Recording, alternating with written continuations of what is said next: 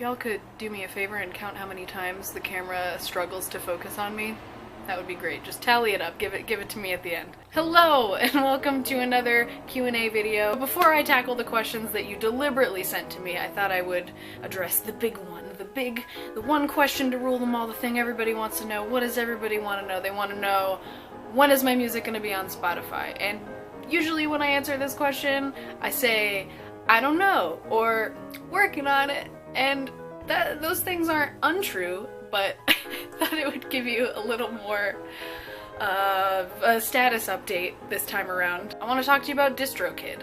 DistroKid is the service that I'm going to be using to distribute my music onto Spotify and iTunes and all the places you can think of that you can buy music or listen to it. They are a platform that helps many independent artists do that. They're super simple, super easy, really straightforward. It takes like all the guesswork out of trying to do it yourself, and it's so helpful. You literally just take your tunes, put in the info for them, and then send them off. Like, it's literally that easy, and they take care of it for you. The service is really quick. People who used to work at other music distributing companies switched over to them. That's how good they are, and that's why I'm going to use it for my artistic endeavors as well. So you can rest assured that I am actively working on putting my music places. The recording part is another story, and we will get to that at some other time. If you are also an independent musician like myself and are looking for easy ways to get your music out there, DistroKid was kind enough to give me my own personal code that you can click to get 7% off of your first year membership to the website. So do that, and it'll be great. We'll all have just a really good time being successful. Let's get to the goods.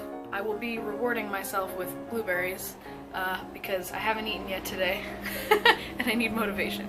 I'm gonna go through the questions you guys sent me on Patreon first. Charlie Sheen has tiger blood, Kanye West has dragon energy. What source of superhuman power do you pull from?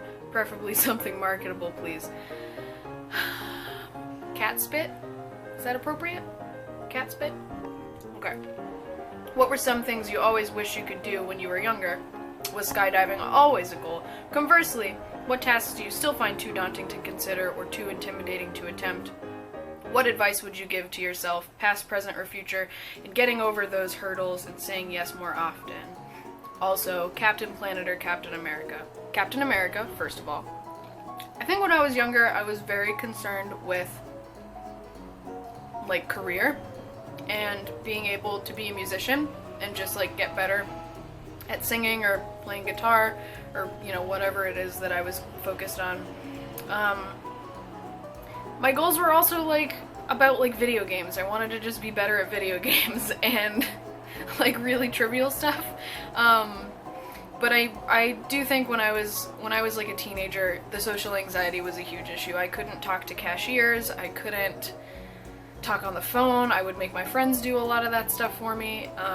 And so I'm really proud of myself for being able to do those things now, and I attribute a lot of that improvement to working in customer service for a really long time.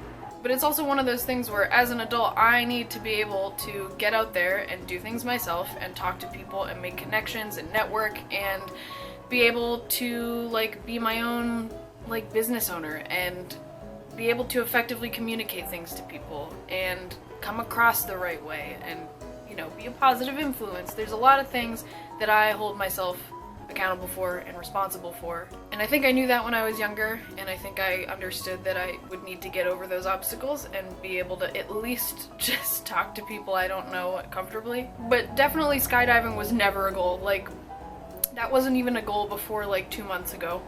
I'm the kind of person that if I dream about something, if I have a dream that I'm doing something that in real life would scare me, and it, like, goes pretty well in the dream, I'm gonna be more likely to do that thing, because I'll wake up and in my head I'm like, oh, I already did it, sort of, so I can do it again. That's fine. It's like not the first time anymore. It's like doing it a second time in a way. So I have more confidence to do that.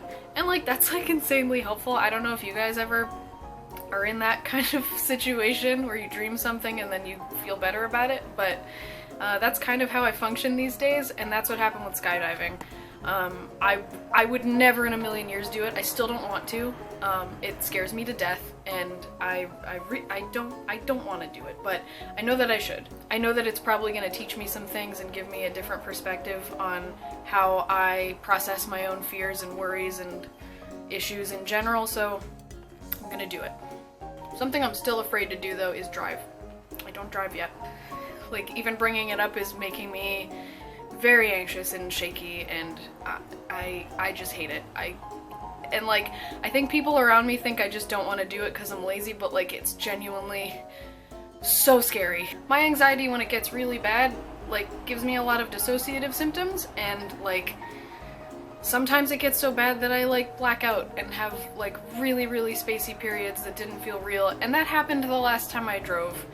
So that doesn't feel safe to me, so we're just putting it on the back burner for a little bit. Advice for myself: when you're given an opportunity to say yes or no, do you want to say no because it's a bad idea and will hurt you or someone else? Or do you want to say no because it just makes you a little sweaty and uncomfortable and nervous, and you're afraid of the unknown?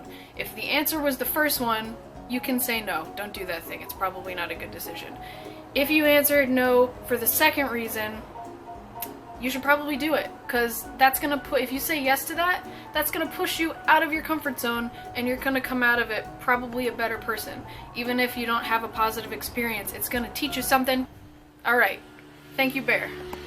Owen asks, hey Kerrin, what's been your biggest time-saving strategy to get your music videos finished quicker? It's not like a strategy that I actually think about when I do it, but I find that my struggle in getting stuff done on time in general, other than just like vague procrastination issues, is that when you do like a form of expression or an art as part of your job and your responsibility in life, sometimes it gets to the point where it doesn't feel fun anymore and you forget why you're doing it, and it just feels like work, and that makes it really hard. When it stops being fun and it stops just sort of flowing out of you naturally, it gets really hard because you're thinking about it like it's like a math or a science, and I don't do well under those circumstances. So for me, that really stretches it out. It makes it take a lot longer, and it makes it really hard for me. So what I like to do, sometimes on purpose, is to just like sit on the floor,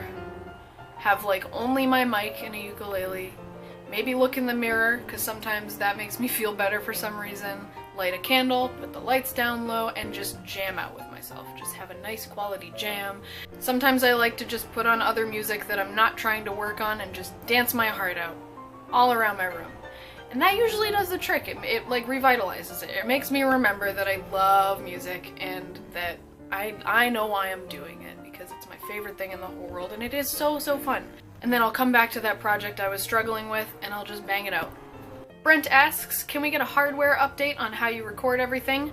Yes. Also, any tips or tricks for folks who are wanting to follow in your footsteps? I feel like I say this all the time, but being authentic, being true to yourself, making art that you enjoy, because sometimes, especially when you start out, you're gonna be playing to nobody. No one's gonna really look at your content. So you have to be comfortable with it just being for you. And a lot of times, like, artists who, you know, get into music or art for the wrong reason, because they just want to impress other people, or they want to, you know, create to get fame or money or whatever it is, they lose a lot of steam real quick. Will asks, if you could teleport anywhere for an hour right now, where would you go? I would teleport to a bathtub and take a nice bubble bath for an hour. Ronan asks, if you could travel to any time period and location for a week, where would you go and why? I don't know why, but the first thing I thought of was Iceland in the 90s. Moving on to Twitter. First question, what is your favorite hair color and length combo that you've had? Also, how's the album coming along? It's coming along!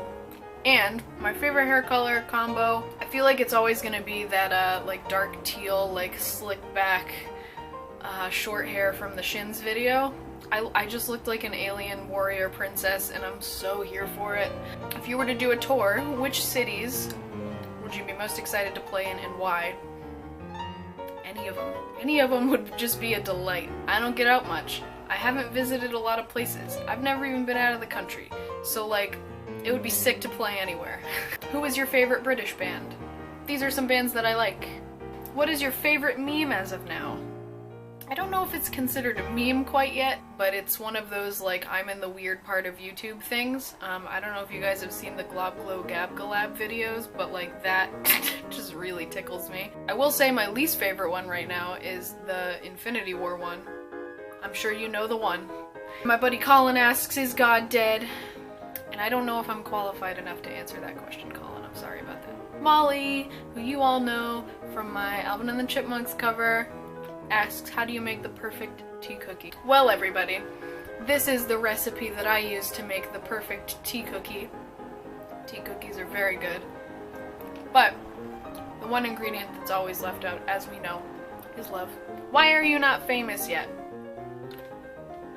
I don't want to be famous. I want my music to reach people, and I want to have a career in music. I want to have a good time while I'm doing it. But I don't want to be famous. I just want to be successful. I think there's a difference, and they don't always go hand in hand. But I do recognize that people like to point out that I have kind of a low subscriber count. And yeah, it's hard to reach people when you only post so often. And that's a YouTube algorithm thing. But if you guys like my stuff, you can always share it and tell your friends and play my music places. It's very much appreciated. What are some of your favorite albums? These ones. What's your favorite word in another language? I feel like I can't remember any word I've ever heard in my entire life. The Icelandic word for cat is kettit. What exactly is the function of a rubber duck? To which I will respond with another question that might share the same answer, and that is, what is the meaning of life? Which planet do you think would have the tastiest clouds? What do you think they'd taste like? Basing this purely off of the planet Venus in Destiny, I think Venus would have the tastiest clouds, and in my mind, they would taste like cotton candy and like sea salt caramel. I think that's pretty yummy. And last but not least, my buddy Ariel McCleary, who you should totally subscribe to, has asked, when you first hear a really good song, what goes through your mind and how do you know it's a really good song? For me, the music that touches me and impacts me and delights me the most is music that is very witty or sarcastic, or just the lyrics sound like you're saying them. Like, it just sounds like a conversation. It's not, like, overly poetic. And I think that sort of juxtaposition of the really, like, snarky or casual, like, lyrical delivery with, like, super beautiful and well-written melodies and chord progressions, that does it for me. That seals the deal. And that's why I love Jonathan Colton and They Might Be Giants and other artists like them so much. Not to say that I don't love, like, poetic and dramatic music, but the stuff that really gets me is stuff that's, like, conversational and, like, super relatable. And Ariel also asks, what song do you currently obsess over and play on repeat, besides Disappear Daily by Ollie? Here are some songs that I've been listening to lately. One in particular is Good Kisser by Lake Street Dive. My friend Raymond sent me that a little while ago, and I cannot get it out of my head. I love it so much. But that's it, everybody. That's all the questions that I have been sent this time around. Thank you so much. If there were any that I missed, or if you guys still have questions for me, I will be waiting in the comments for you, so feel free to ask more questions there. I will also link in the description a little sort of like quiz I made for you guys to see how well you know me, or maybe get to know me better depending on how well you do. So feel free to take that and post your results. Don't forget to check out DistroKid. I'm gonna stuff my face with blueberries and leave you alone now. Thank you so much. I love you. Bye bye.